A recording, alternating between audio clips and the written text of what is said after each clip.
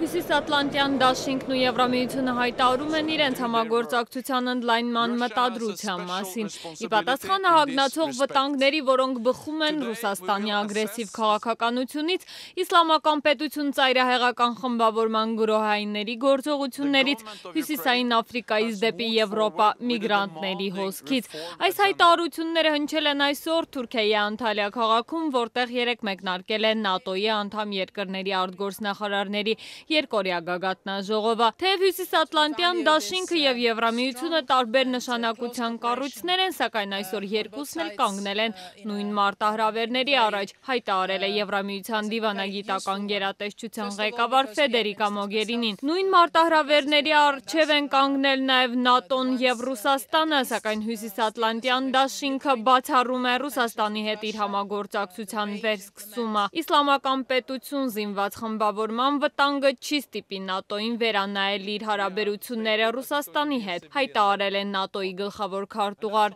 Յենս Ստոլտենբերգը։ Երկօրյա գագաթնաժողովի ուշադրության կենտրոնում այս անգամ եւս, ինչպես եւ սպասվում էր, Ուկրաինայի եւ Ռուսաստանի միջև լարվածության հարցն էր։ Ռուսաստանի գործողությունները Ուկրաինայի արևելքում։ Ռուսական զինուժն Ուկրաինայի արևելքից անհապաղ դուրս բերելու բազմաթիվ կոչերից զատ այսօր Եվրամիության դիվանագիտական գերատեսչության ղեկավարը Մինսկյան համաձայնությունները կյանքի կոչելու համար դիմել է նաև Եվրամիության եւ ՆԱՏՕ-ի անդամ երկրների նախարարներին։ Պետք է աշխատել այդ ուղղությամբ, ասել է Մոգերինին։ Մինչդեռ ՆԱՏՕ-ի զինված ուժերի գլխավոր հրամանատար գեներալ Ֆիլիպ Բրիդլովը բավական հոռետեսական մոտեցում ուներ Մինսկյան համաձայնությունների վերաբերյալ, ասաց այդ փաստաթուղթը վտանգված է հրադադարի ռեժիմի պարբերաբար խախտումների պատճառով։ Թեև Կրեմլը կտրականապես հերքում է ռուսական զինուժի ներկայության մասին ցանկացած պնդում, հակառակի մասին հայտարարությունները հետզհետե ավելի փաստարկված են դառնում։ Ուկրաինայի նախագահի մակարդակով երեկ հիշեցնեմ,